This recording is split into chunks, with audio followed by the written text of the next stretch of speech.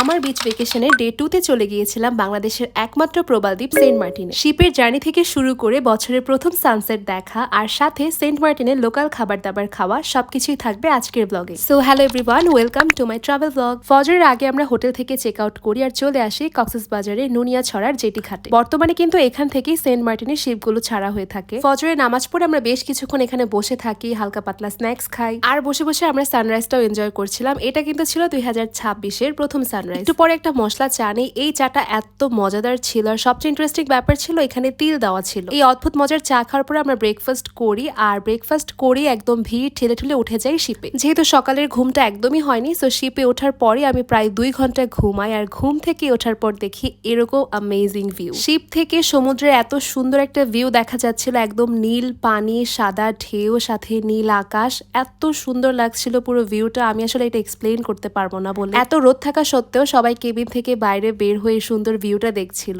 আর আমিও কিন্তু একই সাথে সেন্ট মার্টিনের একটা ভাইব পাওয়া শুরু করে দিয়েছিলাম। শিপে এসিতে বসেও খুব গরম লাগছিল, তারপর আমি আর আমার কাজিন দুজনে মিলে আইসক্রিম খাই। এরপর আমরা বেশ কিছুক্ষণ রেস্ট নিয়ে চলে আসি আবার সমুদ্র দেখতে, কারণ শিপ থেকে সমুদ্র দেখার যে ভিউটা সেটা ছিল খুবই সুন্দর। এরপর আমরা সবাই মিলে ডেকের এখানে এসে ছবি তুলি, আমি নিজেরও বেশ কিছু ভিডিও ক্লিপ নিয়েছিলাম আর কি এসব করে করে টাইম পাস করতে হচ্ছিল, বিকজ বেশ লম্বা একটা জার্নি ছিল। আর এই যে দেখেন, একটু পরে আমরা চলে আসি একদম সেন্ট মার্টিনের কাছাকাছি, মানে শিপ থেকে সেন্ট মার্টিনের দ্বীপটা দেখা যাচ্ছিল। আর মজার ব্যাপার হচ্ছে ওই টাইমে শিপের সবাই কিন্তু বাইরে বের হয়ে এসেছিল দেখার জন্য। আমি অধীর আগ্রহে অপেক্ষা করছিলাম যে কখন শিপ থেকে বের হবো আর সেন্ট মার্টিন দেখবো। একটু পরে ডেক থেকে নেমে ভেতরে চলে আসি আর এর কিছুক্ষণ পরে আসলে শিপটা একদম সেন্ট মার্টিনের কাছাকাছি এসে পড়ে আর আমরা সবাই নামার প্রিপারেশন নিচ্ছিলাম। প্রায় 6 ঘন্টার বেশি শিপের জার্নি করে ফাইনালি চলে আসলাম সেন্ট মার্টিন। বাংলাদেশের ঘোরাঘুরির জায়গাগুলোর মধ্যে আমার সবচেয়ে পছন্দের আর ড্রিম ডেস্টিনেশন ছিল সেন্ট মার্টিন। তবে এই বছরের শুরুতেই যে আমার যাওয়ার সুযোগ হবে সেটা কিন্তু আমার কল্পনাতেও ছিল না। যাই হোক, তারপর আমরা শিপ থেকে নেমে যাই আর এই জেটি ঘাটটা ক্রস করে আমরা চলে আসি একদম সেন্ট মার্টিনের মূল দ্বীপের ভেতর। তারপর আমরা আমাদের হোটেলে চেক ইন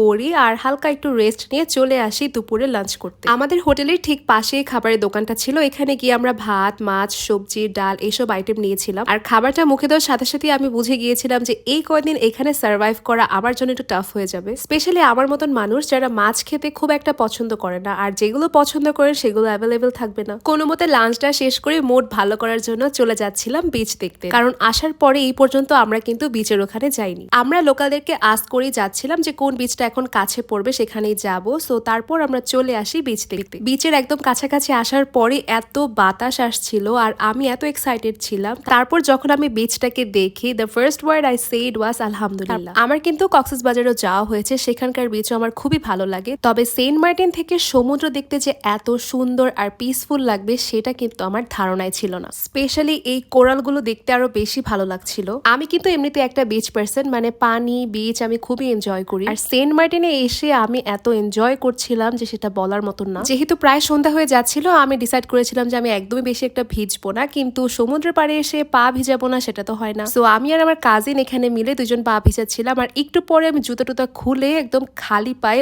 অনেকটা পা ভিজিয়েছিলাম। আর ততক্ষণেও সানসেট হয়ে যায়। এটা কিন্তু ছিল বছরের প্রথম সানসেট। আমরা সব কাজিনরা মিলে কিন্তু সানসেটটা দারুণ ভাবে এনজয় করছিলাম অ্যান্ড সি দ্য ভিউ। এত সুন্দর আকাশ, সাথে পানি, ঢেউ, সবকিছু মিলে একটা অ্যামেজিং এক্সপিরিয়েন্স ছিল। সানসেট এনজয় করার পরে আমরা আমাদের হোটেলে চলে আসি, দেন কিছুক্ষণ রেস্ট নেই আর রাতের বেলা আবার চলে আসি বিচের পাশে। সেখানে আমরা সবাই বসে আড্ডা দিচ্ছিলাম, সাথে ছিল স্ন্যাক্স আর সমুদ্রের ভিউ তো আছে, সব মিলিয়ে একটা অসাধারণ অনুভূতি। আর তখন বোধহয় ভাটা চলছিল, তো সমুদ্রটা অনেক দূরে চলে গিয়েছিল, কিন্তু তারপরও আমি একটু ক্লিপ নেওয়ার চেষ্টা করেছি, যদিও রাতের কারণে বেশি একটা ভালো বোঝা যাচ্ছিল না। প্রায় 10টা পর্যন্ত আমরা সমুদ্রের পাশে ছিলাম আর এরপর আমরা উঠে পড়ি আমাদের হোটেলে আসার জন্য। আর এর মধ্যে দেখি যে লোকাল কিছু মানুষজন আগুন জ্বালিয়েছে, সো আমরা কিছুক্ষণ আগুন পোহালাম, কারণ তখন কিন্তু প্রচুর শীত ছিল। আর তারপর আমরা চলে আসি ডিনার করতে, আর ডিনারটাও অ্যাজ ইউজুয়াল লাঞ্চের মতনই খুবই বাজে ছিল। আর এটা ছিল আমার লাইফে খাওয়া সবচেয়ে বাজে বারবিকিউ। আর এই তো এভাবে শেষ করেছিলাম আমাদের সেন্ট মার্টিনের প্রথম দিন। Thank you so much for watching and সবাইকে টাটা।